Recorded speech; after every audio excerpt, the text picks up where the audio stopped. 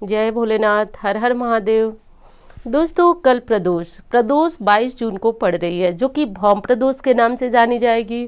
प्रदोष तिथि भगवान विशेष भोलेनाथ की विशेष तिथि मानी जाती है।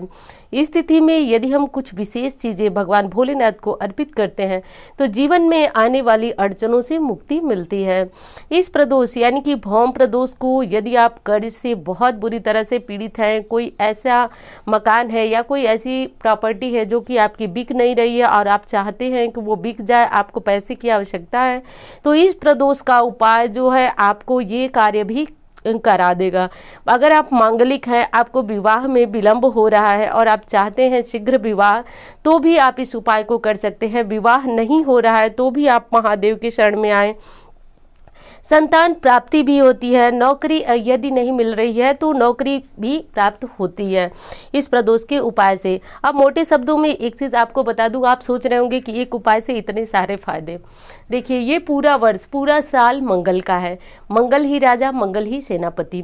तो ऐसे में जब मंगलवार को प्रदोष आता है और इस प्रदोष में आप कुछ विशेष उपाय करते हैं तो निश्चित रूप से आपकी कामनाएं शीघ्र सिद्ध होती हैं। क्यों? क्योंकि मैंने अभी बताया आपको कि इस साल के राजा और मंत्री दोनों मंगल है। और मंगल का उपाय जब हम प्रदोष के दिन करते हैं, शिवलिंग पे कुछ ऐसा उपाय करते हैं तो चमत्कारी रूप से हमें शीघ्र लाभ मिलता है। यानी कि बहुत दिनों से जो कार्य अटक रहा था वो अब पूर्ण होगा। वैसे ही देवादिदेव महादेव जो हैं वह कहते हैं, शिव महापुराण में भी लिखा हुआ है कि यदि कोई जातक 1 लोटा जल उन्हें अर्पित करता है तो वो भी खाली नहीं जाता है, वो उसके बदले भी उसे बहुत कुछ देते हैं। जैसा कि आप सभी जानते हैं कि रावण को उन्होंने सोने की लंका दे दी थी। एक कुबेर यानी कि गुणनिधि जो कुबेर थे, उनको महादेव ने कुबेर की संज्ञा दी, कुबेर बनाया।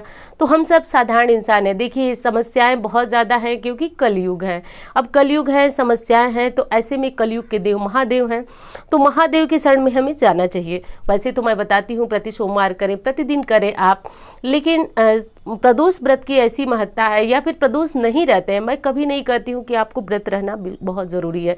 क्योंकि यदि आप दूसरा व्रत कर रहे हैं या फिर कोई शारीरिक असमर्थता है आपकी जिससे आप व्रत नहीं कर पा रहे हैं, कोई समस्या नहीं है, क्योंकि व्रत रखना उतना आवश्यक नहीं है जितनी आपकी श्रद्धा है। यदि आपकी महादेव पे श्रद्धा है तो आप जरूर करें प्रदोष का उपाय, मेरे कहने से करें, क्योंकि ये उपाय यूं ही हवा में आपको बिल्कुल नहीं बताए जाते हैं। इसमें से ऐसे ही उपाय बताए जाते हैं जो कि अधिकांश लोगों पे आजमाए हुए होते हैं और 100% वो उपाय सफल होते हैं। वही चीज़ें मैं लेकर के आती हूँ आपके लिए। तो इस उपाय को बिना किसी शक संदेह के आपको करना शुरू करना है। तो हाँ, मैं कह रही थी कि ये उपाय की एक मतलब कहें तो एक इसमें निर्देश है आपको कि ये उपाय आपको मंदिर जाके ही करना है। कि इस उपाय को करने के लिए आपको मंदिर घर के दूर है, पास है, कहीं भी छोटा बड़ा मंदिर चलेगा, आप कहीं भी जा सकते हैं। क्योंकि महादेव का मेरी समझ में है कि महादेव का कोई मंदिर ना छोटा होता है ना बड़ा, बस जहाँ महादेव हों वहाँ जाना चाहिए। अब शिव महापुराण में ये भी लिखा हुआ है कि जहाँ महादेव जो है प्रदोष काल में, प्रदोष के दिन शिवलिंग में निवास करते हैं। अब इससे बड़ी बात हमें क्या चाहिए कि उस दिन जिस दिन हम अभिषेक कर रहे हैं, पूजन कर रहे हैं संध्या के समय, उस दिन महादेव शिवलिंग में मां पार्वती के साथ विराजित होते हैं। और शास्त्र बताता है कि उस समय वो बड़े प्रसन्न मुद्रा में होते हैं। तो यदि उस समय हम कुछ मांगते हैं तो महादेव शीघ्र पूर्ण करते हैं। तो शीघ्र पूर्ण करने वाली यानी कामनाओं को सिद्ध करने वाली प्रदोष है। और उस प्रदोष में भी ये वर्ष मंगल का है, मंगलवार के दिन प्रदोष है, तो और शीघ्र ही आपकी कामनाएं पूर्ण होगी। एक चीज और बता दूं दोस्तों कि कोई भी कामना आपकी तभी पूर्ण होती है जब आप उसमें पूर्ण श्रद्धा रखते हैं। ऐसा नहीं है कि शिवलिंग पे दूध और जल चढ़ाने वाले एक हम और एक आप ही हैं। बहुत सारे लोग हैं जो शिवलिंग पे जल चढ़ाते हैं, लेकिन किसी की कामना वो दूध न चढ़ाए, शहद न चढ़ाए, कुछ न चढ़ाए, बस वहाँ जा करके प्रणाम करता है, उसकी कामना आपसे हमसे ज़्यादा जल्दी पूरी होती है। ऐसा जानते हैं क्यों?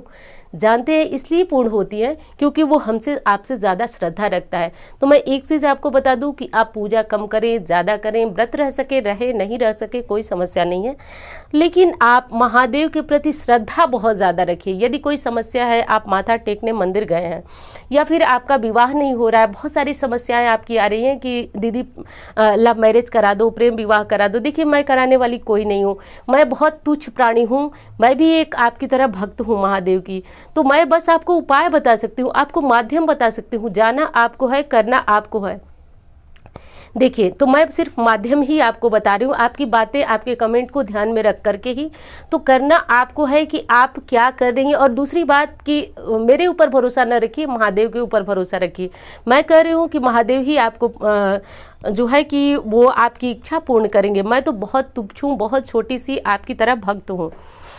तो मैं विवाह कैसे करा सकती हूँ? महादेव से कह करके। और आप समझिए कि मैंने कमेंट कहा क्योंकि मेरे दिमाग में ये बात घूम रही थी, क्योंकि आपने मुझ पर भरोसा किया है। तो यकीन रखिए, मैं महादेव से प्रार्थना, आज सुबह ही मंदिर गई थी, मैंने प्रार्थना किया कि आप सब लोग, जो जितने लोग भी मुझे कमेंट करते हैं और वो दुख में है, यदि वो दुख में है तो महादेव उनका दुख जरूर हरे। मैंने ऐसे ही प्रार्थना की, मुझे पूरा भरोसा है कि आपका दुख जरूर हरेंगे महादेव। तो मैं बात कर रही थी कि अब आपको करना क्या है। अब आप इस समय स्क्रीन पे देख रहे हैं, ये है मसूर की दाल। आप जानते हैं कि मंगल से जुड़ी हुई चीज़ें लाल होती हैं। तो यदि किसी का मंगल खराब होता है या कोई लड़की मांगलिक है, उसके विवाह में विलंब हो रहा है, लड़का नहीं मिल रहा है, तो ऐसे में मंगल से जुड़ी हुई चीज़ों को हम दान कराते हैं, मंगल शांति कराते हैं। लेकिन आपको ऐसा कुछ नहीं, कोई भी ज़्यादा पैसे वाला उपाय नहीं बताती हूँ मैं। ये उपाय भी बहुत आसान सा है।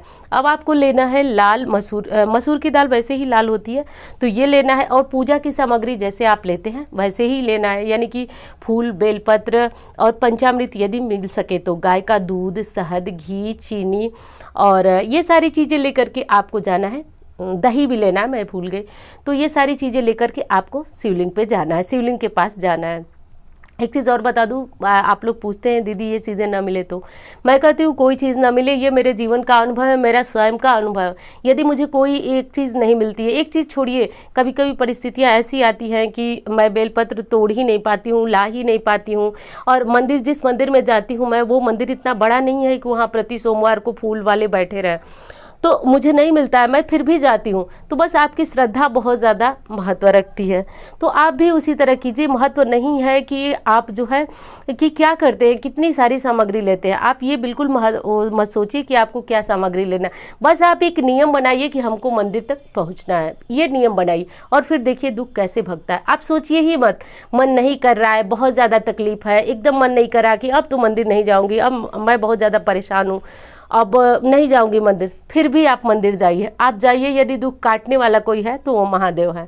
हाँ, तो मैं कह रही थी कि आपको क्या करना है कि ये मसूर की दाल ले लेनी है। मसूर की दाल अब आप अपनी इच्छा के अनुसार भी ले सकते हैं, यानी कि 11 दाने भी चढ़ा सकते हैं, 2 मुट्ठी, 1 मुट्ठी, इतना भी चढ़ा सकते हैं।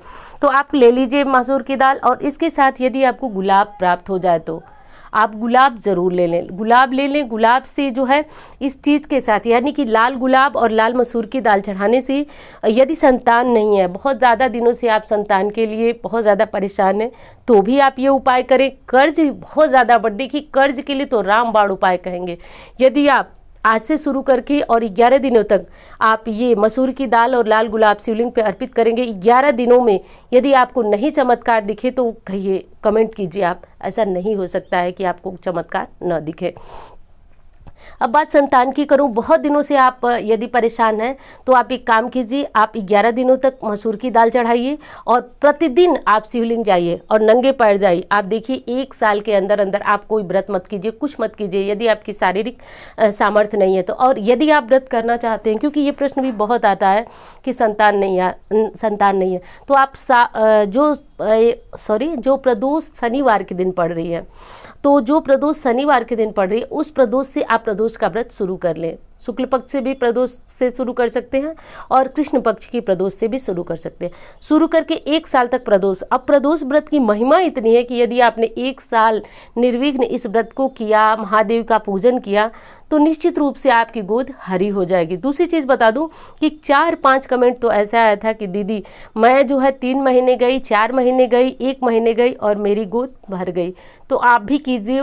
ऐसा नहीं है कि वो लोग बहुत बड़े धर्मात्मा हैं और आप बहुत बड़ी पापी हैं जो आपकी इच्छा पूर्ण नहीं हो, ऐसा नहीं। आपकी ग्रह जो है, या फिर कहें कि हमारे कर्म, जो बुरे कर्म हैं, उनको कटने में टाइम लगता है।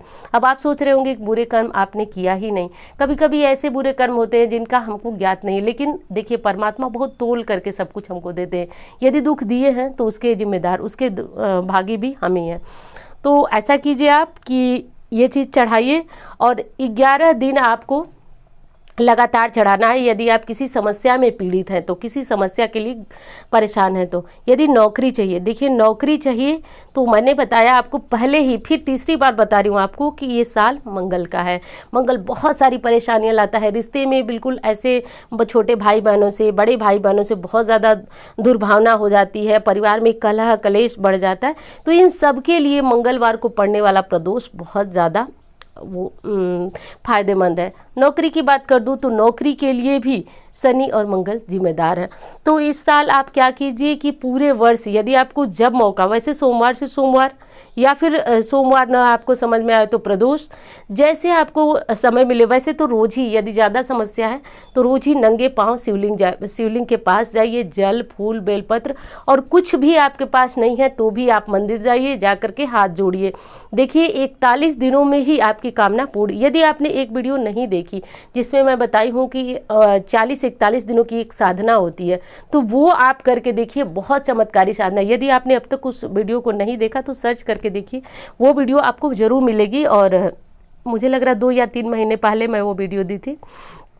तो ये काम आप कीजिए। और जब मंदिर जाइए तो आप बिना चप्पल, यानी कि चप्पल जूते कुछ भी मत पहनिए। बहुत सारे लोग जो है वह पैदल नहीं जा सकते हैं, गाड़ी से जाते हैं, ठीक है जाइए, लेकिन जब आपको कुछ चाहिए, कुछ कामना परक जब हम कोई पूजा पाठ उपाय करते तो उसमें त्याग बहुत ज़्यादा महत्व रखता है। तो यहाँ कोई समस्या है जो कि नहीं कट रही है तो उसके लिए 40 दिन आप समझ सकते हैं बिना चप्पल की। और 40 दिनों में एक चीज़ और ध्यान दीजिएगा, आपकी निंदा शिकायत चुगली लड़ाई झगड़े इन सब से भी बचना बहुत ज़रूरी है।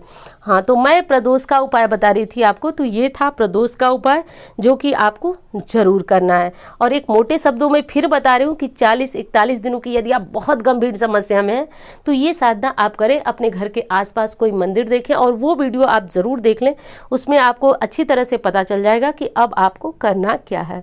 और इस प्रदोष को फिर एक बार कहूँगी, साधारण समझने की भूल न करें। यदि कोई कष्ट है तो सिर्फ और सिर्फ महादेव ही काटेंगे। मैं पूरे विश्वास के साथ कर रही हूँ और आप भी अपना विश्वास मेरे विश्वास पे रखिए, क्योंकि जब आप लोग के आपको मतलब क्या कहूँ, आपको यकीन हो या न, लेकिन जब कोई कमेंट ऐसा आता है जिसमें आप लोग अपना परेशानी या दुख भेजते हैं मुझे, यकीन मानिए मैं कुछ भी कर रही होती हूँ, मेरा मन बहुत ज़्यादा उदास होता है, बहुत ज़्यादा उदास होता है। मैं उसी समय महादेव से प्रार्थना करती हूँ कि भगवान इतना सारा तकलीफ क्यों है, उनके तकलीफ दूर कीजिए। जो भी वीडियो पे कमेंट कर रहा है, जो भी मेरे ऊपर भरोसा कर रहा है, उस मेरे भरोसे पे आप, उनका भरोसा आप रखिए महादेव। मैं ऐसी प्रार्थना हमेशा करती रहती हूँ। तो आप लोग मेरे कहने से इस प्रदोष यानी कि मंगलवार को जो प्रदोष पड़ रही है उससे शुरू करके 40-41 दिनों वाली साधना कर सकते हैं। कुछ नहीं कर सकते हैं तो कल तो मंदिर आपको जाना ही चाहिए। वैसे तो आज सोमवार था, आज भी जाना चाहिए था। अब चलिए, जो भी समय है आपके पास जैसा है, लेकिन कीजिए जरूर। उम्मीद करती हूँ जानकारी आपको बहुत पसंद आएगी। मिलती हूँ इसी तरह के वीडियो के साथ। धन्यवाद।